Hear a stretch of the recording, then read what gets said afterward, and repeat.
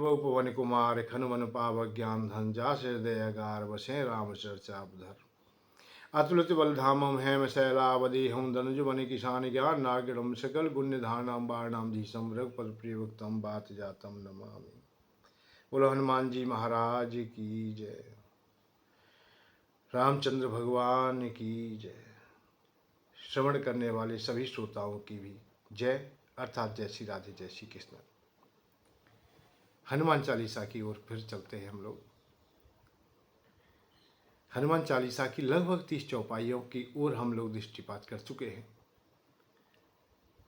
हनुमान जी की भक्ति में हमारी जो प्रधानता है उस पर विशेष चर्चा हुई है कि हनुमान जी गुरु की भांति हम पर कृपा करते हैं, प्रभु की भी कृपा करते हैं, अपना मान करके कृपा करते हैं।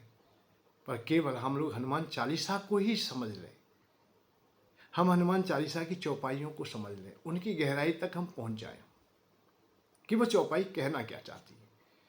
और एक है कि उनके साथ साथ चलें हम लोग, चौपाई जो कह रही है उसी के अनुसार चल रहे हैं हम,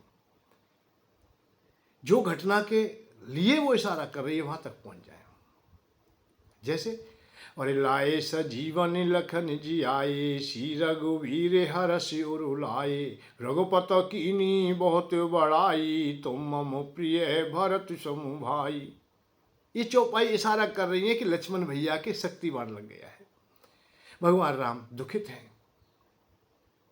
उस दुख और पीड़ा को दूर करने के लिए हनुमान जी स्वयं वैद्य को लाते हैं और वो उपाय बताते हैं कि द्रोणागिर पर्वत से आप लोग ये संजीवनी बूटी ले आएंगे तो इनके प्राण बच जाएंगे।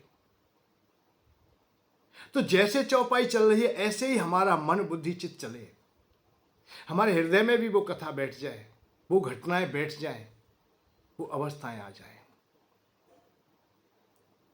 भाव उत्पन्न होता है कि हमारी समझ में आ गई, जो हनुमान चालीसा हम पढ़ रहे हैं वो हमारी समझ में आ गया, तो हनुमान जी तक भी पहुंच जाएगी, वो कर्ण पुकार वहां तक पहुंच जाएगी।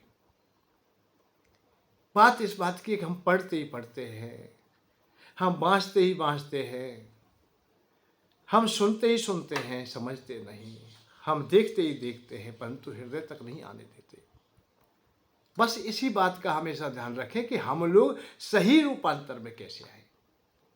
अनेकों लोग हनुमान चालीसा पढ़ रहे हैं, निरंतर पढ़ रहे हैं, सुबह शाम ना जाने करोड़ों लोग पढ़ते होंगे, परंतु करोड़ों लोग हनुमान चालीसा को ध्यान से नहीं देखते।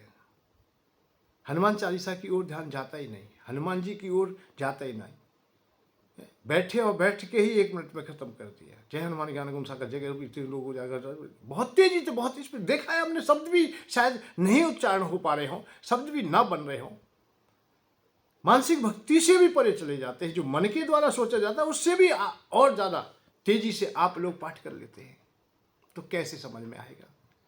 अशांतिपूर्वक जितना समय दे पाते हो उतना शांतिपूर्वक दीजिए, अच्छी प्रकार से दीजिए, शांत होके दीजिए और हर शब्द को अपने हृदय तक आने लीजिए।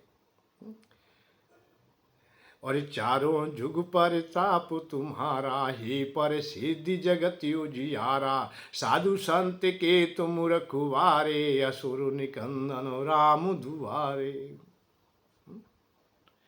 असुर निकंदन राम दुलारे। हनुमान जी चारों युगों में विद्यमान है, सतयुग में भी, त्रेता द्वापर, सब किसी न किसी रूप में हनुमान जी धराधाम पर है, ये प्रसिद्ध है। और साधुओं के तो बहुत ही रखवाले हैं, साधु पुकार, आज साधुओं की भी बात है, साधु वो जो राम कथा, भगवान की कथा, भगवान की चर्चाओं में विद्यमान रहते, तो उनके रखवाले, उन जो चर्चा, यदि राम कथा है रही है, बढ़िया काम है, तो भगवान आप ही सब संभाल लेंगे, सबकी व्यवस्था सही कर लेंगे। साधु संत के तुम रखवारे, यही भगवान ने कहा है, साधु नामा विनाशाय च दुष्कृताम परित्राणाय साधु नामा, है इस बात को ध्यान, परित्राणाय साधु नामा। जब त्रासित होते साधु लोग, संत लोग होते, तो उनकी रक्षा के लिए भगवान अवतार लेते, तो ये भगवान ही तो है, भगवान का ही स्वरूप है हनुमान जी, अर्थात वो अवतार लेते हैं और धारण करते हैं, सबको अपने गले से लगा लेते हैं।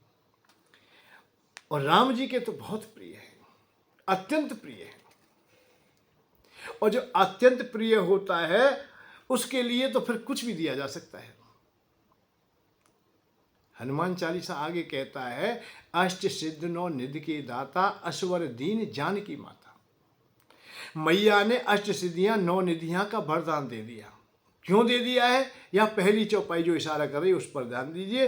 असुर निकंदन राम दुलारे, राम जी के दुलारे, राम के प्रिय, राम के स्नेही, राम के आज्ञाकारी। और हनुमान जी ने जाते ही माता कहा तो माता जी समझ गई कि ये राम जी का प्रिय है। आशीष दीन राम प्रिय जाना,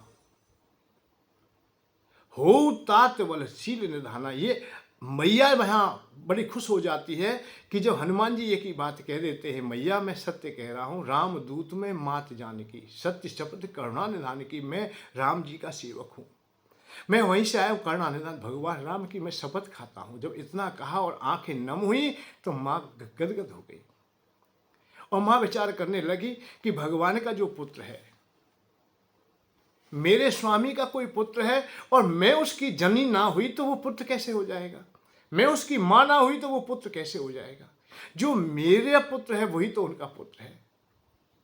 इसलिए माँ की ममता हृदय में वास कर गई, मैया गदगद हो गई। आशीष दीन राम प्रिय जाना, हो तात बल शील निधाना। शीलवान है जा बेटा, गुणवान है जा, बलवान हो जा,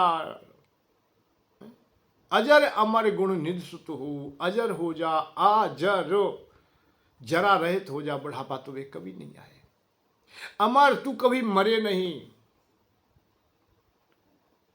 निधियों का भी स्वामी हो जा, अष्ट सिद्ध नो निधि के दाता, अडमा महिमा लदमा प्राप्ति पार्षद ईश्वर बल। कैसी कैसी सिद्धियां सहज में मैया ने उड़ेल के रख दी, भाई ले बेटा तू ले ले। क्यों? क्योंकि ये राम जी का दुलारा है, राम जी का प्यारा है। ऐसा वरदान इस धराधाम में चराचर जगत में किसी ने भी नहीं दिया है आज तक। ब्रह्मा जी ने न दिया, शंकर भगवान ने नहीं दिया, ना विष्णु भगवान ने दिया, नारायण भगवान, किसी ने भी ऐसा वरदान किसी को दिया ही नहीं है। रावण ने बहुत प्रयत्न किए कि मैं अमर हो जाऊं, हिरण्यकश्यप बहुत प्रयत्न करता है, तपस्या करता है, व्रत करता है, उपवास करता है, हर प्रकार का संकल्प लेता है कि मैं अमर हो जाऊं, हमेशा शक्तिशाली बना रहूं, सामर्थ्यवान बना रहूं। कितने दैत्यों ने, कितने लोगों ने तपस्या की है, उन्होंने तप करने के बाद में यही चाहा कि हम अमरता प्राप्त कर लें, हम सदैव ही सभी गुणों को अपने हृदय में अर्जित करते हुए हम सर्वशक्तिमान हो जाएं, हम ही ईश्वर हो जाए, यहां तक की बात आती है। परंतु मैया ने वो वरदान जो किसी को ना प्राप्त हुए वो सहज में दे दिए। रावण तो रूठ जाता था, हठयोग करता था, सर को काट देता था, भुजाओं को काट देता था, ब्रह्मा जी से के सामने रूठ पड़ता था कि मुझे वरदान चाहिए, मुझे अमरता चाहिए, मुझे वो शक्ति चाहिए जो किसी से पराजित ना हो। हिरण्यकश्यप ने तो ऐसे ऐसे वरदान मांगे, बाहर मरू ना, भीतर मरू, ऊपर मरू ना, नीचे मरू, अस्त्र से मरू ना, शस्त्र से मरू, दिन में मरू ना, रात में मरू, काऊ प्राणी ते मरू, नर ते ना मरू, देवता ते ना मरू, कितनी बातें उन्होंने कही। परंतु वो अमरता फिर भी उन्हें स्थिर रूप से नहीं दी गई कि तुम्हें अमर कर दिया जाए। पर हनुमान जी को कहा, अजर अमर गुणनिधि सुत हो, तू अजर अमर हो जा, अजरता तुझे मिल जाए, अमरता मिल जाए। भाई बात भी सही है, यदि किसी को सदैव के लिए चिरंजीवी कर दिया जाए परंतु उसका स्वास्थ्य खराब छोड़ दिया जाए कि स्वास्थ्य बेकार रहे तेरा, पर मरेगा नहीं, तू हजारों साल जिएगा, लाखों साल जिएगा, फिर उसे जीने से क्या फायदा भाई, या बीमार ही रहेगा तो।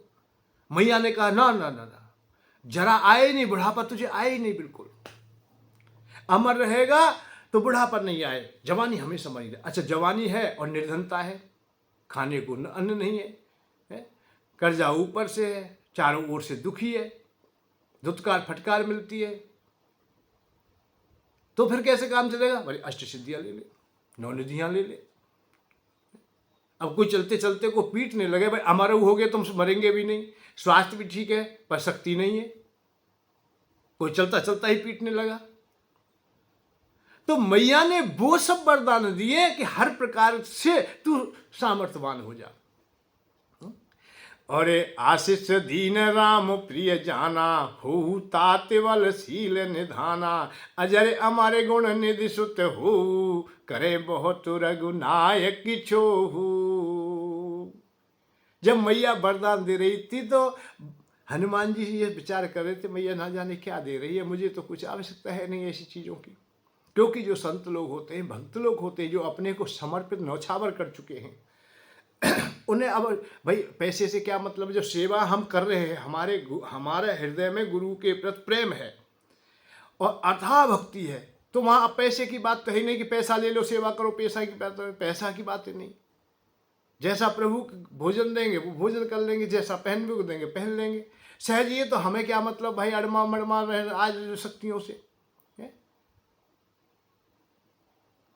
अष्ट सिद्धियों से, नौ निधियों से मुझे तो कोई आवश्यकता नहीं। अमरता या बलवानता ये चीज, या ये कहिए कि हनुमान जी को सहजते ही पहले से ही ये तो संतुष्ट थे इन सब चीज से। तो हनुमान जी खुश नहीं हुए। या इतने वरदान देने के बाद भी हनुमान जी खुश नहीं होते। जब देने वाला बहुत कुछ दे दे और लेने वाला खुश ना हो तो उस समय थोड़ा संकोच तो होता है कि हमने क्या दिया है इसे। जैसे विभीषण को भगवान राज्य दे रहे हैं तो उस समय सुख चाह के दे रहे हैं कि तुच्छ चीज तो नहीं, छोटी चीज तो नहीं दे रहा हूं मैं, क्योंकि भक्ति से बराबरी नहीं की जा सकती, भाव से इन चीजों की बराबरी नहीं की जा सकती, कंकड़ पत्थर से बराबरी नहीं की जा सकती। जो संपद शिव रावने दीन दिए 10 माल, सोई संपदा विभीषण सकुच दीन रघुनाथ। भगवान संकुचित होकर के, संकोच करके दे रहे। वही स्थिति हनुमान जी की रही। मैया ने बहुत कुछ दिया है परंतु वो खुश नहीं हुए। मैया ने विचार किया कि अब क्या करूं, पर ये तो मेरा बेटा है, इसे तो खुश करना है। तो अंत में उन्होंने एक शब्द कह दिया चलते चलते, मानो, और करे बहुत रघुनायक छोहू, अजर अमारे गुण निधि सुत होहू, करे बहुत रघुनायक छोहू। अतः भगवान राम तुम पे विशेष कृपा करे, आनंद से हृदय से लगा दे, तुम्हें अपनो निज संतति तू ज्यादा माने, अपने हृदय में बसाए सदा। ऐसे आशीर्वाद की झड़ी लगाने लगी। बेटा तू चिरंजीवी हो, तो पे राम की कृपा रहे, मेरे पति की कृपा रहे, मेरी कृपा रहे, सदा तू हमारो ही रहे, हमारो ही रहे। हनुमान जी गदगद हो गए। एक साथ में रोम रोम से राम राम निकल पड़ा, आंखों में आंसू आ गए। हरी माँ अब कृत्य कृत्य भयो में माता, आशीष तव अमूल विख्याता।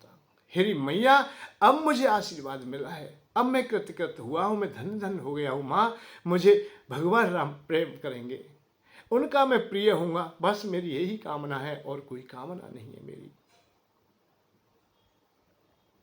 हनुमान चालीसा हर चौपाई को उस गहराई तक ले जाना चाहता है, बताना चाहता है कि तुम मुझे तो पढ़ रहे हो, पर पढ़ने के बाद भी उन कथाओं को भी याद कर लेना, उन कथाओं को, उन चरित्रों को याद कर लेना कि हमने पढ़ लिया अष्ट सिद्ध नौ निधि की दाता है, पैसा दे दियो, धेला दे दियो, मैया ने दे दी, सब कुछ दे दियो, ऐसे कह के चल। नहीं, उस गहराई को जानिए कि इनको दिया, अष्ट सिद्धियों को दिया, नौ निधियों को दिया, परंतु हनुमान जी के लिए तो क्या चाहिए था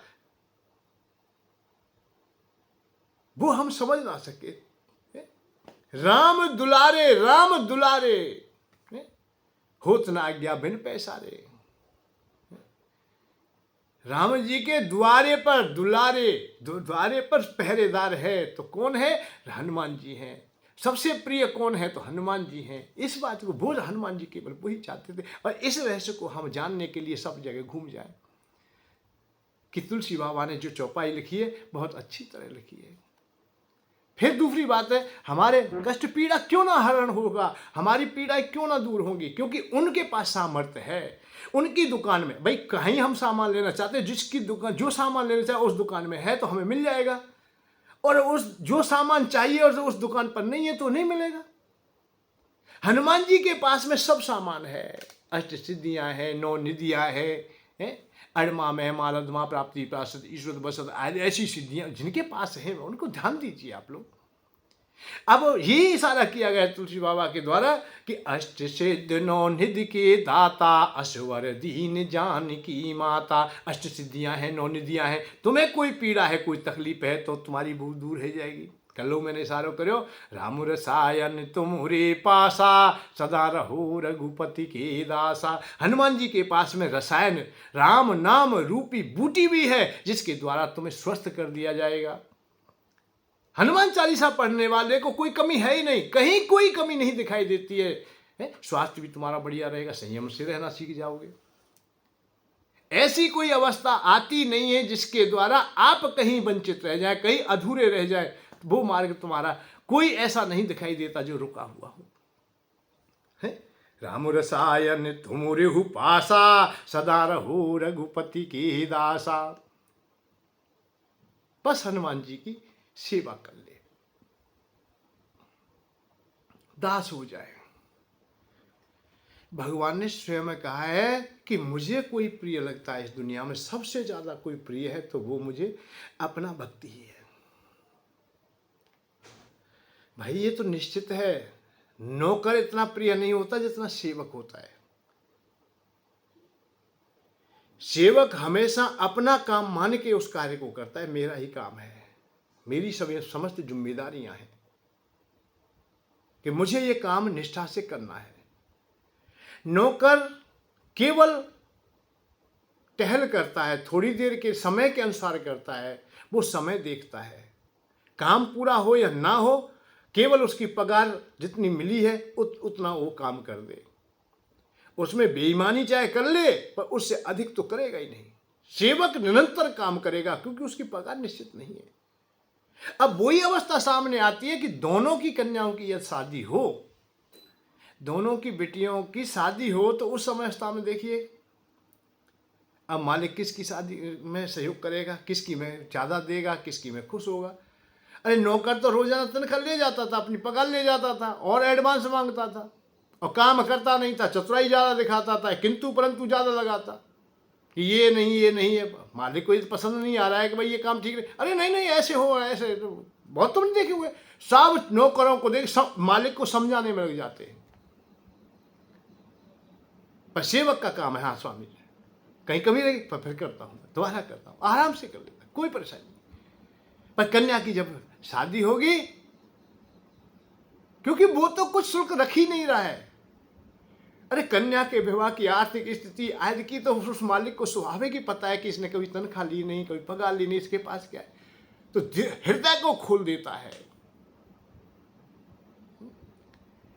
एक बार राम दरबार में बैठे सब लोग, चर्चा चल रही थी, सत्संग की बेलाएं, भाई जो सज्जन पुरुष होते हैं वहाँ छिट सामने आई जाती है, कोई ना कोई कुछ बात कह ही देता है। हनुमान जी ने इशारा किया है कि सत्संग की जो बेलाएं होती है तो हनुमान जी को भरत जी ज़्यादा आगे कर देते हैं कि भगवान हनुमान कुछ कहना चाहते हैं। भरत जी की ओर इशारा हुआ तो उन्होंने एक ही बात कही, प्रभु इस दुनिया में हम जो चर्चा करते हैं आपस में तो सबके हम लोगों में ऐसा विवाद भी हो जाता है कि भगवान राम इससे प्रेम ज़्यादा करते हैं, आप उनसे प्रेम करते हैं, उनसे प्रेम करते हैं। तो हम ये जानना चाहते हैं कि आपको सबसे ज़्यादा कोई प्रिय इस दुनिया में है तो कौन है वो। भगवान राम के कानों में जब आवाज़ गई तो ये कहा कि वो तो ठगे से रह गए, क्योंकि बीच सभा में बैठे या अनेक लोग बैठे, पूरा परिवार बैठा है। अब किसको कहें कि ये मेरा प्रिय है। सीता जी बहुत नज़दीक बैठी थी, पास में ही बैठी हैं। सीता जी ने तो मन में विचार कर ही लिया है कि मुझसे ज़्यादा प्रिय कौन होगा, कि मेरे लिए तो आता था ही रावण का भी वध करके आए हैं और एक पल के लिए मुझे नहीं त्याग सकते, मुझसे ज़्यादा कोई प्रिय नहीं हो सकता है। भगवान राम की नज़रें सीता जी की तरफ गई परंतु टिक ना सकी। देखा है लक्ष्मण भैया खड़े हैं, ओहो वो तो गदगद हो गए। मैं तो छाया की बात रहा हूँ भैया के साथ, मैंने समस्त संसार के इस भोगों का त्यागन कर दिया, मैंने पत्नी की ओर भी कभी मुड़ के ना देखा,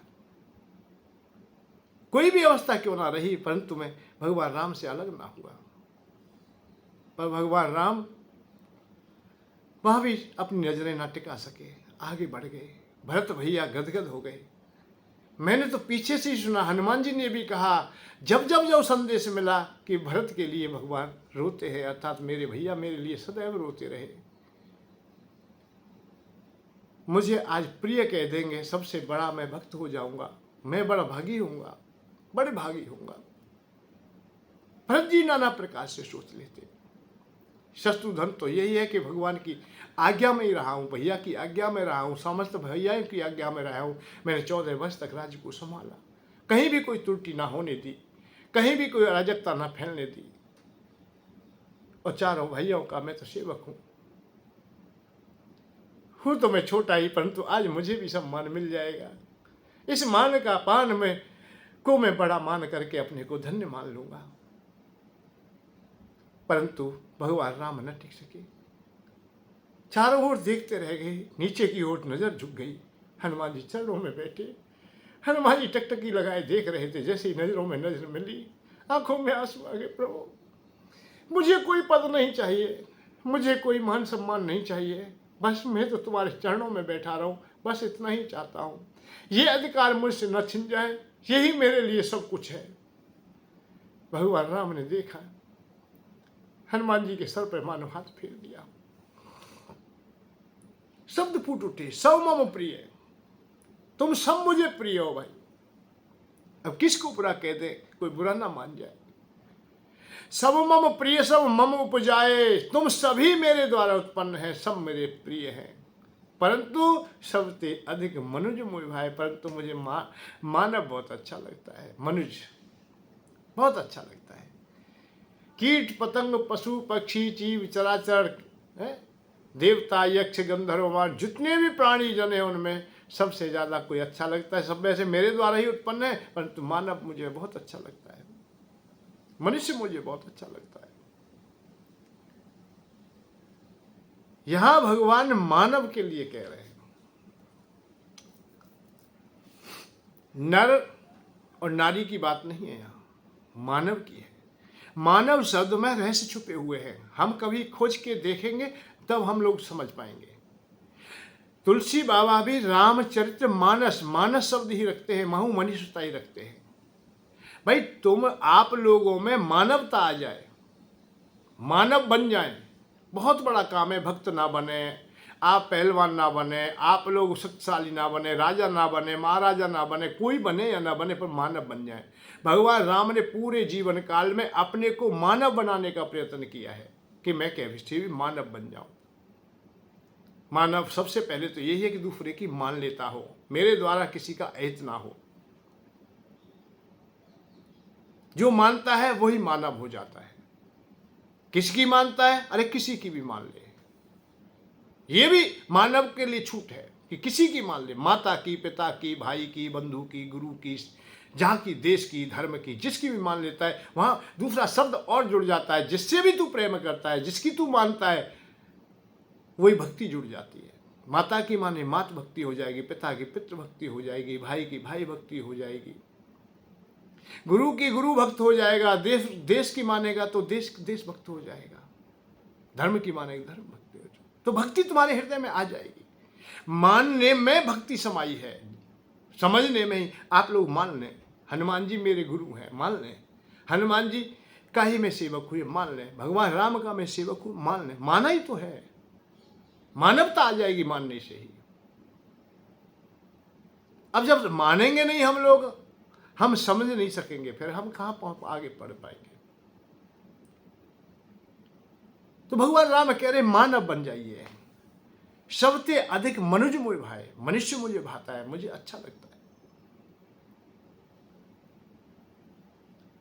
हमारे पास में जब अमानवता आ जाती है तो हम कोसों दूर भगवान से चले जाते। केवल इतना ही कर ले कि मानव बन जाए हम हमारे द्वारा कोई अपराध ना हो, कहीं हम ठगी ना करें, कहीं ऐसे कार्य ना कर लें कि हम नरक में चले जाएं, हमारे मन बुद्धि चित्त में अशांति हो जाए, हमें रात्रि में भी नींद ना आए, रात में भी हम दुखी रहें, ऐसे कार्य ना कर लें। हम विषयों में इतने डूब ना जाएं, इतने हम लोग विषय ना हो जाएं, इतने उनका अनुसरण करने वाले ना हो जाएं कि कहीं हम वहां से वापस ना आ पाए। ये हमेशा ध्यान रखें। और जो मानव रहता है बन के, वहाँ विषय हावी नहीं होते। अब ये और ध्यान देना, आप रास्ते से भटकेंगे ही नहीं जब तक तुम मानव हो। अमानव होते ही तुम भटक जाओगे, मानव रहेंगे तब तक नहीं भटक सकते। और भगवान चाहते हैं कि तुम मानव बनिए, बस, और कोई काम नहीं। ये आनंद का विषय है, इसमें सब समा जाता है, हर चीज समा जाती है। घर गृहस्थी में रहते हो तो भी तुम श्रेष्ठ हो, मानव बने रहो बस। इस घर गृहस्थी में ही मानवता तुम्हारे पास में है तो भगवान स्वयं चल के तुम्हारे दरवाजे पर आ जाएंगे। बड़े बड़े संत महात्मा तुम्हारे पास आ जाएंगे। बड़े बड़े राज ऋषियों का चरित्र देखिए, जनक जी आदि का देखिए, दशरथ जी आदि का देखिए, आयती राजा का देखिए, भरत आदि के देखिए, कैसे कैसे प्रतापी राजा हुए, उनको देखिए, उनके पास भगवान आए, उनके पास बड़े बड़े संत महात्मा आए हैं। दादा भीष्म से मिलने सब लोग आते हैं। तो जब सदाचार अपने पास रखोगे, मानवता अपने पास रखोगे, तो आपके पास भगवान आ जाएंगे, कोई भी चीज की कमी रहेगी नहीं। फिर आपको ये मत समझिए कि आप लोगों ने ये योग बड़ा समाधि नहीं ली है या बड़े बड़े योग नहीं किए हैं, बड़ी बड़ी साधना नहीं की। वो सब काम भी इसी को करने के लिए होते हैं, क्योंकि हमारे मन बुद्धि चित्त पर ये संसार का विषय इतना प्रभावी हो गया है कि वो दूर नहीं होता है। तो इसलिए हमें समाधि लेनी पड़ती है, इसलिए हमें निरंतर जाप करना होता है, इसलिए हमें आहुतियां देनी पड़ती हैं, इसीलिए व्रत उपवास नियम हठ योग आज अपनाने पड़ते हैं कि हमारा मन शांत हो जाए। और जिस समय तुम सहज हो जाओगे, अर्थात मानव हो जाओगे, अरे भगवान के ही तो आदेश हैं सब, उनको मान लीजिए। सिया राम मैं सब जग जानी, इतना जान जाए कि ये सब काम भगवान का है और इनकी मैं मान रहा हूं, उन्हीं के आदेश से मैं चल रहा हूं, बस तुम सब कुछ पा गए, फिर कोई भी अधूरापन नहीं है। तेहमऊ ध्वज में स्वतधारी, तेहमऊ धर्म निगम अनुसारी, तेहमऊ पुण्य विरक्ति पुण्य ज्ञानी, ज्ञानी त्यो अति प्रिय विज्ञानी। भगवान राम एक जगह नहीं रुके, उन्होंने कहा है उनमें ध्वज है, ध्वज में भी ब्रह्म ज्ञानी है, श्रुतियों को धारण करने वाले हैं, पूर्ण रूपेण वैराग को धारण करने वाले हैं, मोक्ष वाले हैं, जिन्हें निरंतर मेरा ही ध्यान रहता है, समाधिस्थ होते हैं। वहां तक की बात आ गई, मोक्ष धर्म वालों तक की बात आ गई, परम ज्ञानियों की बात आ गई, वेदों की ऋचाओं को जो धारण करने वाले हैं उनकी बात आ गई। परंतु यह ठहर ना सके, हनुमान जी की ओर नजर चली गई। अरे हनुमान, तेरा तो मेरा ऋणी हो रहे, तुझसे श्रेष्ठ कौन होगा जो इतना पैसे वाला है, इतना धनी है और इतना दे करके भी अपने को मांगता नहीं है। रे तू, तेरा ही तो मैं ऋणी हो गया हूं। भगवान राम मानो नम हो गए हो, पुन पुन सत्य कहूं तो पाई, मोए सेवक सम प्रिय कोई नहीं, मुझे सेवक से अधिक कोई प्रिय नहीं, सेवक ही मेरे लिए प्रिय है, जो समस्त आशाओं को, समस्त संसार के भोगों को त्याग करके मेरे ही लिए समर्पित है। ऐसे भक्त को मैं अपना लेता हूं, ये सत्य है बात। तो जो सेवक हो जाए, जो अपने को समर्पण कर दे, न्यौछावर कर दे, उड़ेल दे, वो भगवान का हो जाता है। भगवान हमेशा तैयार है।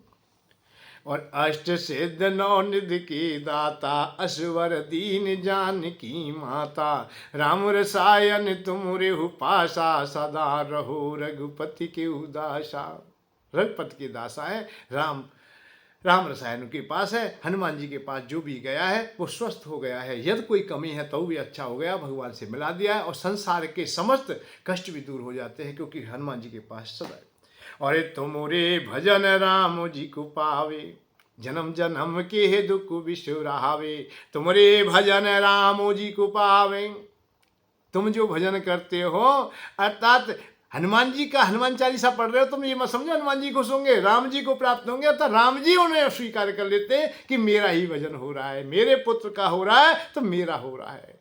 भगवान ने स्पष्ट कहा है, मम भक्तस्य भक्तेषु ममद का प्रिय, मेरे जो भक्त का भक्त है वो मुझे बहुत प्रिय है। अर्थात आप लोग हनुमान जी की पूजा करते हो तो राम के प्यारे हो, राम जी तुम्हें अपना लेंगे। ये ना समझे कि राम जी की अलग से पूजा करनी, नहीं, हो गई राम जी की पूजा, हनुमान जी की पूजा में ही राम जी की पूजा समाई हुई है।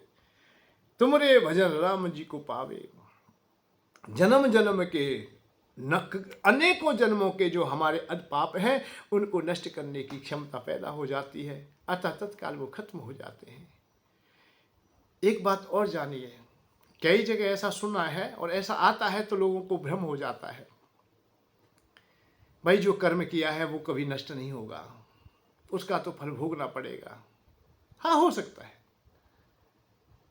परंतु भाई किसी कंदरा में हजारों साल से करोड़ों साल से अंधकार रहता है, बहुत पुराना है,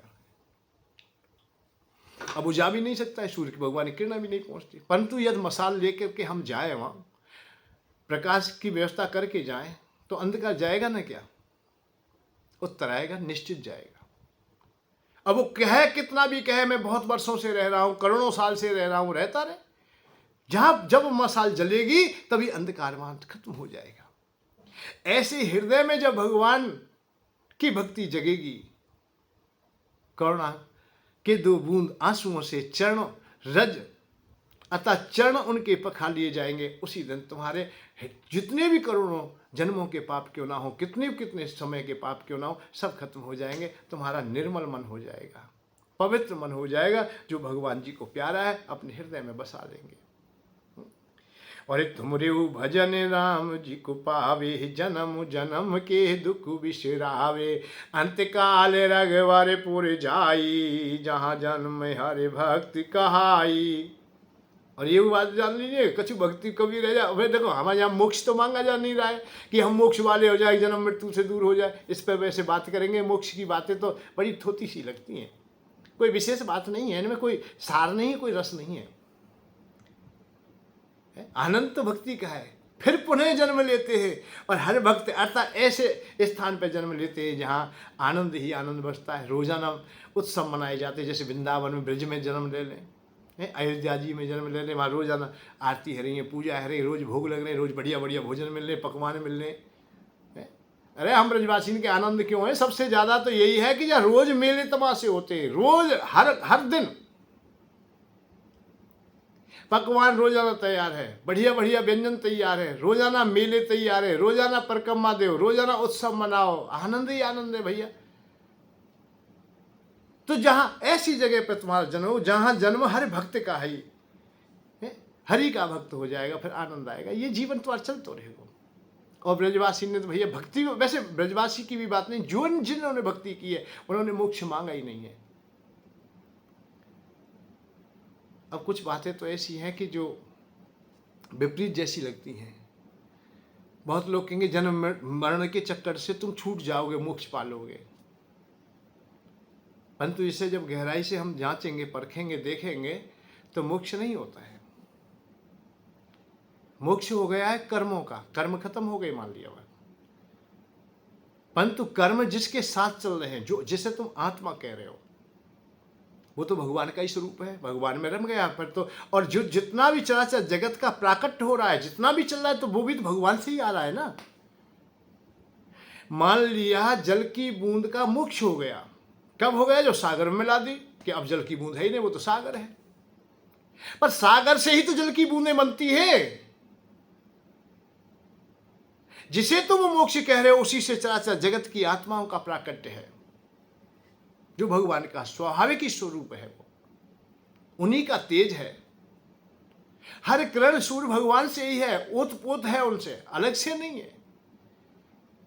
जैसे चराचर जगत में कहीं भी जल की जो सत्ता है वो सागर ही है, चाहे भाप के रूप में हो, आकाश में विचरण करती हो, आज उसका कोई रूप नहीं है मान लिया, हो सकता है कोई रूप भी ना हो, हवा रूप भी खत्म हो जाए, कुछ भी हो जाए, बर्फ रूप में है तो भी जल है, जल है तो भी जल है, जला रहे हो, गला रहे हो, जो कुछ कर रहे हो, आत्मा स्वरूप ही जल की गौणिकता आती है।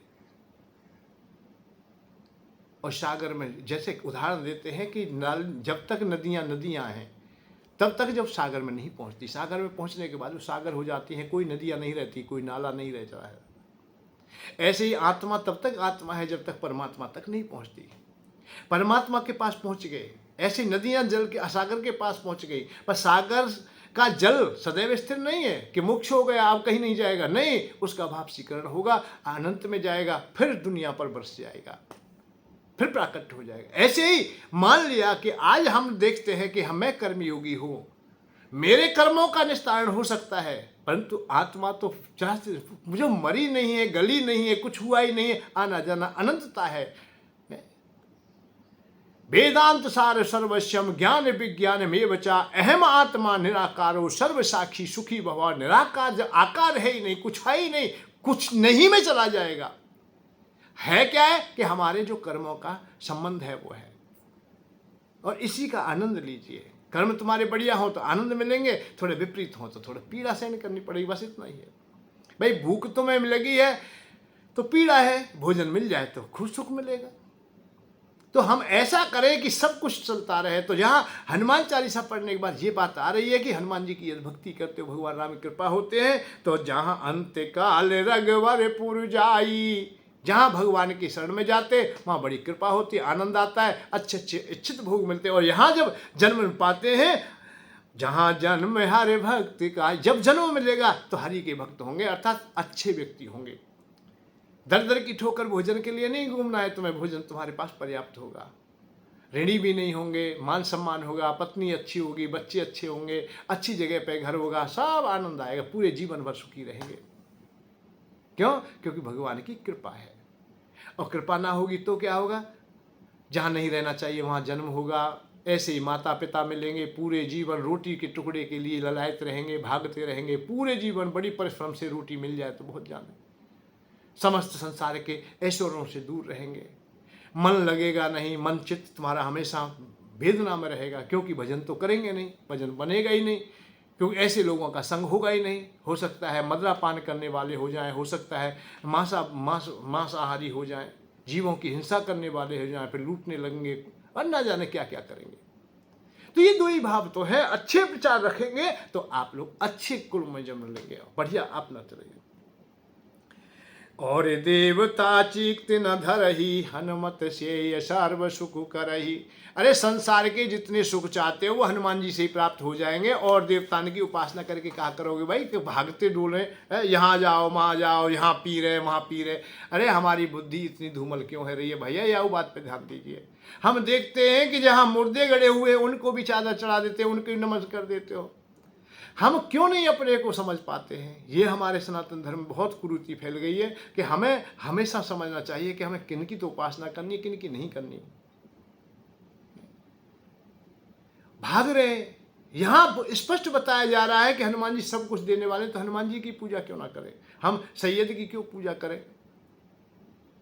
सड़क के किनारे मन करे जहाँ जैसे भी है, जहाँ कीड़े पड़े हुए हैं, जहाँ मुर्दे पड़े हुए हैं, उनके जाके नतमस्तक करें। अरे इससे ज़्यादा दुर्भाग्य और क्या होगा आपका? तो उपासना यहाँ ये कि और देवता और की का हुई आवश्यकता ही ना। या हनुमान जी कोई भाव, हनुमान जी से बहुत कुछ जुड़ जाता। शंकर भगवान हनुमान जी से जुड़ जाते हैं, भगवान राम हनुमान जी से जुड़ी गए हैं, सीता माता आप ही जुड़ गई हैं, अर्थात समस्त जगत की प्रकृति अर्थात शक्ति जुड़ गई है। हनुमान जी की पूजा से ही सब कुछ पूजा हो जाती है, ये समझिए, कोई बाकी रहता नहीं है। ऐसा कुछ बचता नहीं। इसलिए यह कहा गया है और देवता चित्त, और देवता की आवश्यकता ही नहीं है। परंतु देखिए अब यहाँ और देवता क्यों हृदय में आते हैं? इस यहाँ एक सवाल आ जाता है कि हम लोग सही प्रकार से गुरु का अनुसरण नहीं कर पाते, संत महात्माओं के पास नहीं बैठ पाते, उनकी शिक्षाओं को नहीं मानते। इसलिए आज इस डाल पर हैं, कल उस डाल पर हैं, डाल और पात यही स्थिति रहती है। अब 6 महीना या देवता के पास चले गए, भाई यहाँ बताया किसी ने ये देवता तो बहुत बढ़िया है, वहाँ जा करके जय बाबा की, और फिर बताइए कि भाई नव दुर्गा आ रहे, तू वैष्णो देवी चले जा भैया, तेरे दुख दूर रह जाएंगे, जय माता की। परंतु देखा है कि भैया कोई फायदा नहीं। क्यों? कि तू लोभ के वशीभूत होकर के भाग रहा है, काम के वशीभूत भाग रहा है, अमानवता को लिए हुए जा रहा है, कुमिति तूने सुधारी नहीं है और उपासना की बात करता है। फिर बताया किसी ने, भैया सच्चे देवता आज के तो भैया ऐसे हमने सुना है कि श्याम बाबा ही सहारा है दुखी के, तू वही चले जा, है सट्टो खेल रहो, शराब पियो, कर्जा कर लियो, अब श्याम बाबा तेरी सहायता करेगा। अरे भाई ऐसे देवता सस्ते नहीं है, हृदय से उपासना की जाती है, अपने को पवित्र पावन बनाया जाता है, तब वो सभी का संकट कटे मिटे सब पीरा, जो सुमरे हनुमत बल वीरा। संकट कटे मिटे सब पीरा, जो सुमरे हनुमत बल वीरा। संकट कटे, इस चौपाई को तो अपने हृदय में याद कर लीजिए। जब आप पर आपत्ति काल हो तो इस चौपाई को कि एक माला कर लीजिए, बस बहुत बड़े संकट से दूर हो जाएंगे आप। महासंकट, जो कोई रास्ता ना दिखाई दे, परंतु इन चौपाइयों को तभी बोलना चाहिए, ये दिव्य मंत्र हैं और सिद्ध हैं ये, जब तुम्हारे पास कोई मार्ग ना हो। ये नहीं छोटी छोटी बातों के लिए भाई संकट कटे मिटे सब पीरा जो सुबह, नहीं नहीं नहीं। एक चौपाई और है जो हम लोग निरंतर बोल तो देते हैं पर नहीं बोलना चाहिए। कुछ ऐसे मंत्र हैं, मंत्र रूपी चौपाई हैं, उन्हें विशेष परिस्थिति में ही बोलना चाहिए या उन उपयोग में ही बोलना चाहिए। जैसे दीन दयालु बिरधु संहारी, हरे नाथ मम संकट भारी। ये चौपाई लगभग सब लोगों को याद है।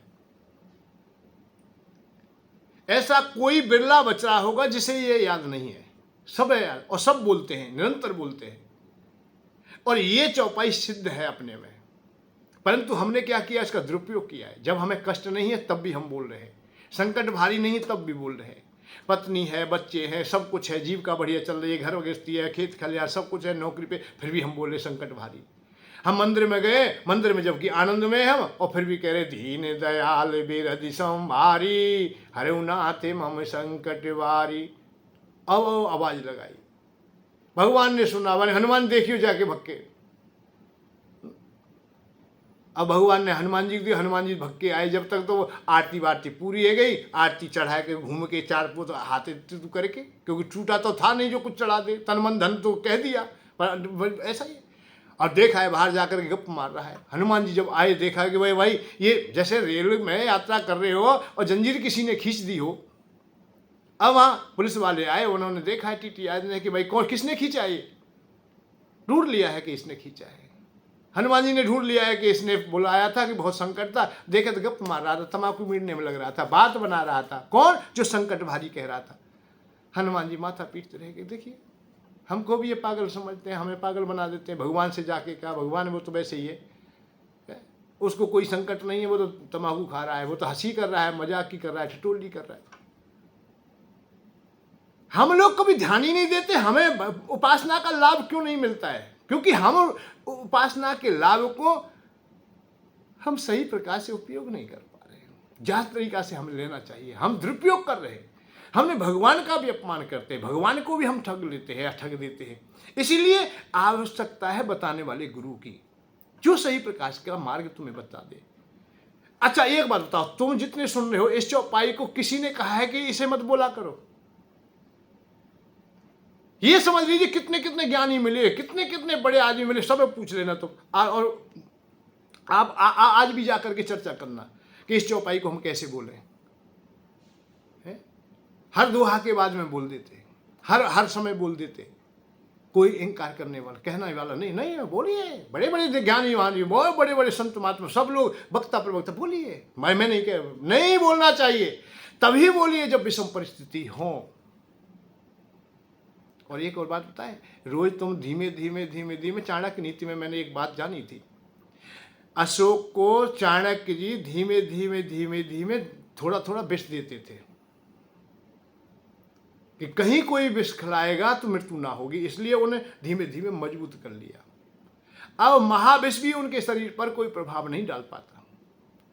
ऐसे ही धीमे धीमे धीमे झूठ बोल बोल के हम लोगों ने ऐसा कर लिया है अपने को। अब महा झूठ हो, कोई परेशानी नहीं, तो हनुमान जी फिर सहायता करने क्यों ना आएंगे? जो रोजाना ही हम झूठ बोलते हैं, माना कि ये तो वैसा ही है, ये तो बेकार व्यक्ति है, इसका कुछ भी नहीं है। तो हमने पूजा पद्धति को हमने व्यर्थ कर दिया, तो व्यर्थ ना करें।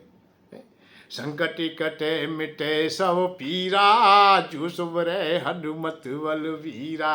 और जय जय जय हनुमान गुसाई, कृपा करो गुरुदेव की नाही, कृपा करो गुरुदेव की नाई, कृपा करो गुरुदेव की नाई। यहाँ गुरु जो कहे ना कृपा करो गुरुदेव की, नहीं, गुरु की तरह कृपा करो। गुरु मन प्रभु की तरह, भगवान की तरह, भगवान राम जैसे हर दीन पे कृपा करे, हर शरणागत की रक्षा करे, ऐसे आप करो।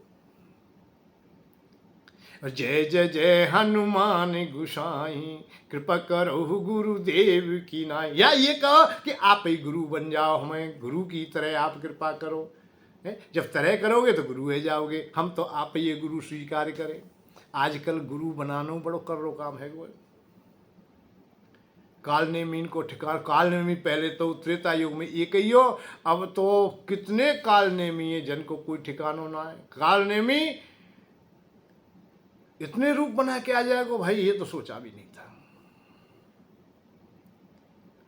ये नहीं विचार किया था त्रेता में ऐसा होता तो उस समय प्रतिबंध लगा दिया जाता कि आज के बाद में कोई भी संत का भेष, वक्ता प्रवक्ता का भेष इस प्रकार से नहीं रखेंगे जिससे कि सनातन धर्म दूषित हो। तो भगवान राम ने सोच लिया होगा उस समय, हनुमान जी ने कि भाई कालनेमी को खत्म कर दिया, अब तो कोई बात झगड़ा रहा ही नहीं। रावण भी मारा गया है जो ठगने के लिए साधु का वेश धारण किया, परंतु वो तो मर गए, परंतु उनकी शिक्षा को ना जाने कितने लोगों ने धारण कर लिया। कितने साधु बन जाते हैं, व्यर्थ के साधु बन जाते हैं, मलेच्छ साधु बन जाते हैं, अराजकता फैलाने वाले साधु बन जाते हैं और फैलाते हैं। कितने कालनेमी जैसी वाणी बोलने वाले हो जाते हैं, भीतर से कुछ है और बाहर से कुछ बोलते हैं। इसलिए सनातन धर्म का प्रभाव कम होता चला जाता है, भक्ति का प्रभाव कम होता चला जाता है। अरे भीतर से जैसा है ऐसा बोल दीजिए, बड़ा आनंद आएगा, बहुत सुंदर, अच्छा लगता है। अरे जय जय जय हनुमान गोसाई, कृपा करहु गुरुदेव की नाही। जो सतवार पाठ कर कोई, छूट है बंधु महासुख होई। जो 7 बार, 7 बार, 100 बार और सच्चे हृदयार्थ एक बार। सत्य माने सच्चा, सत्य ऐसा क्या भैया, ऐसा तो देखो अर्थ 100 बार और 7 बार ही ना है कि 100 बार पढ़ेंगे तभी होगा, 7 बार पढ़ेंगे तभी होगा। अरे सच्चाई तो पढ़ लोगे, जो सत्य, जो सच है उसे अपने हृदय में पाठ कर ले, फिर कैसे पाठ करे।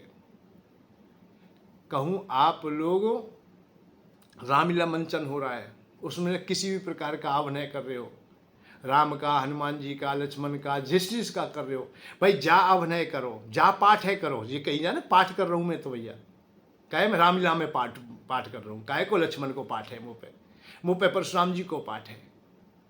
पाठ करो, पर कैसे करो, जैसो लगे, सांचो सो लगे, वहां में घुस जाओ। परशुराम जी बनने तो परशुराम जी की तरह दिखाओ अपने को। परशुराम जी हाथ जोड़ के खड़े, परशुराम जी कि जनक महाराज मुझे क्षमा कर दो या शेर भर आटा दे दो, तो परशुराम जी का रोल ऐसा थोड़ी होगा पाठ। परशुराम जी का तो वही होगा, अरे जनक तेरी क्या औकात जो मेरे सामने ऐसा कर ले, तुमने ऐसा किया कि मेरे गुरु का धनुष खंडित करवा दिया है तूने, तेरी ना राजधानी रहेगी ना तू रहेगा, और जिसने खंडित किया वो भी ना रहेगा। बात इस बात की, जिसका जो पात्र है, जो पाठ कर रहा है वो ऐसा हो जाए। या यही बात है, जो सत्यवार पाठ करे कोई, पाठ करे, सच्चे हृदय से पाठ करके दिखा दे, बस आनंद आ जाएगा। सत्य सच्चाई हृदय में धारण करे और लीला करे, पाठ करे, हृदय में धारण करे, फिर देखो हनुमान जी कैसे ना तुम्हारे पास आएंगे, तुम पे कृपा करेंगे, दरवाजे पे खड़े तुम्हें भीतर भगवान से मिला भी भेज देंगे। और जो सत्यवार पाठ कर कोई, छूटे बंधु महासुख होई। महापीड़ा में बंधन में पड़े हो, वो भी बंधन छूट जाएगा। और जो ये पढ़े हनुमान चालीसा, होए सिद्ध साखी घोरी सा। शंकर भगवान, पार्वती माँ सहित, अरे भगवान वो साक्षी है इस बात के कि ये हनुमान चालीसा जो पढ़ भी लेता है, जो पाठ कर लेता है, समझ लेना, पाठ पढ़ लेता है, अपने हृदय में धारण कर लेता है, उसे सब सिद्धियां प्राप्त हो जाती है, सब कुछ मिलने को तैयार है। भैया पढ़ लीजिए हनुमान चालीसा के बराबर। मैं तो ये कह रहा हूँ आज की अवस्था में पाठ करने के काज हनुमान चालीसा, गीता जी, अध्ययन करने के लिए महाभारत, ये कई चीज हैं। मंत्र जाप के लिए गायत्री जाप, द्वादश अक्षर मान, कुछ ऐसे शब्द हैं, ऐसी चीज है जो अभेद हैं। पाठों में हनुमान चालीसा ही जुड़ा है, गीता जी का पाठ जुड़ा है, और अध्ययन के लिए शास्त्रों के विशेष करके महाभारत, हमने महाभारत का त्यागन कर दिया। बढ़िया बढ़िया चीज़ों को हमें आने ही नहीं देते, पास नहीं आने देते। 1,00,000 श्लोकों का महाभारत आज भी है, गीता प्रेस से 6 अंकों में, 6 भागों में प्रकाशित है। वैसे 56, 57, 58, 3 वर्ष 1900 में पत्रिका के रूप में 36 खंडों में महाभारत आया था। वो बहुत सुंदर कापी आई थी। अध्ययन कीजिए। महाभारत ही एक ऐसा सामर्थ्यवान शास्त्र है जिसे पंचम वेद कहा जाता है, उसे उपाधि मिली हुई है, और वो ये कहता है कि जो मुझ में है वो दुनिया में है, और जो दुनिया में है वो मुझ में है, और मुझ में नहीं है वो दुनिया में नहीं है। भाव उसका यह है कि जो मुझ में अंकित है वही दुनिया में है, और मुझ में नहीं है वो दुनिया है ही नहीं। कोई कहता हो, ऐसी कोई चीज छोड़ी नहीं उन्होंने। लोक परलोक, ज्ञान विज्ञान हर चीज है। ऐसा कोई गणित नहीं बता, ज्योतिष नहीं है, कोई भी नहीं, कोई शास्त्र पुराण, जितनी भी कथाएं तुम्हारी, सब कथा महाभारत से उत्पन्न है। शंकर भगवान के हजारों नामों की बात है, 1000 नामों की गणना आती है। विष्णु भगवान की आती है, नारायण भगवान की है, देवी माँ के है, ये सब इस चीज वही विद्यमान है। 4 नहीं, 5 6 गीताओं का संग है। बहुत उपासना पद्धति है महाभारत को, परंतु जो बढ़िया चीज है उस पर प्रतिबंध लगा दिया, कोई इसे मत पढ़ लेना, गीता जी को मत पढ़ लेना, बैराग्य उत्पन्न हो जाएगा। भैया घर गृहस्थी वालों के लिए नहीं, बैरागियों के लिए। महाभारत पढ़ोगे लड़ाई हो जाएगी। लड़ाई तो होगी, क्योंकि उसमें साची बात है, उसमें सत्य है। पता है सनातन धर्म में ब्याज नहीं खाते, उसमें बताया गया है ब्याज खाने वाला नरक में जाएगा, ये बताया है। इसलिए उसे रोक दे, भाई नहीं हमें तो ब्याज खानी है, पंडित जी ये खानी है, जो कथा कह के चंदा इकट्ठा करा उसे ही खानी है। और वही पंडित जी कह रहे हैं कि पैसा भैया बाप बेटा का हिसाब किताब है, हिसाब तो बाप बेटा का भी है। तो इसलिए महाभारत को नहीं मना कर दिया। नहीं, गीता जी आत्मकल्याण का मार्ग सत्य रूप बताते हैं, सत्य के मार्ग पर चलने का, कर्म करने की प्रधानता पर बोल देते हैं। तो इसलिए गीता जी को कह दिया नहीं बैरागियों के लिए। ऐसा नहीं, शास्त्रों को जानने का प्रयत्न करो, सही प्रकार से पढ़ो, और इस देश को भी बचाना है, धर्म को भी बचाना है, तो हनुमान जी की तरह ही तुम्हें गुणों को अपनाना पड़ेगा। भक्ति करें, ये अपना निजी कार्य है, परंतु देश को संभालें, ये तुम्हारे शरीर जन्म के साथ ही तुम्हारा कर्तव्य जुड़ जाता है। संत महात्मा और ज्ञानी तो अर्जुन भी हो जाता, भाग जाता, क्योंकि बहुत समझदार था। वो पहले भी समाधि ले चुका था, शंकर भगवान आदि को प्रसन्न कर चुका था, इंद्रदेव के तो बराबर में बैठ चुका था। परंतु जब कर्तव्यों से विहीन होता हुआ भगवान ने देखा तो नहीं फटकार दिया, नहीं तू पंडितों जैसी बातें करता है, चल अपना युद्ध कर, काम कर, तू जो तेरा जो कर्तव्य है उसका पालन कर। तो हमें कर्तव्यों का पालन निश्चित करना चाहिए। हम समझ ही नहीं पाते, हम लोग ऐसी अवस्थाओं में लग जाते हैं, हम झूठ और छल कपट को अपना लेते। हनुमान जी के हनुमान चालीसा से फायदा कैसा होगा भैया?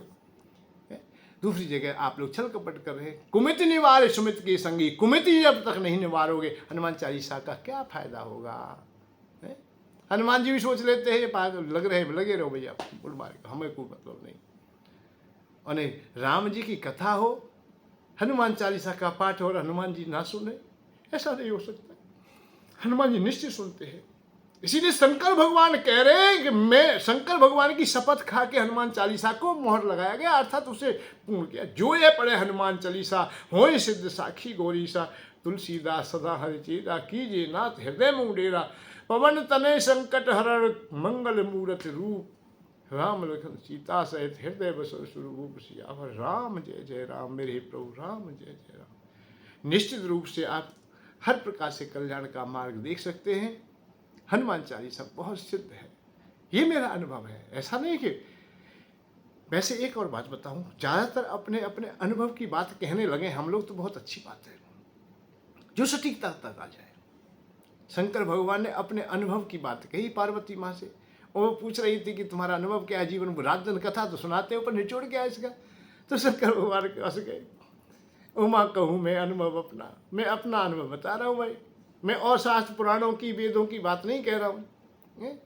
उमा कहूँ मैं अनुभव अपना, सती हरि भजन जगत सब सपना। ये दुनिया सब बेकार है जब तक भजन ना करे, हृदय से भजन ना करे। यही बात कागभूषण जी ने कह दी। कौन ने? गरुड़ जी ने पूछ रही भाई क्या हुआ, आप लोग कथा रात दिन कह रहे, जाकर निचोड़ तो मुँह बता दो प्रभु, आप मेरे गुरु हो।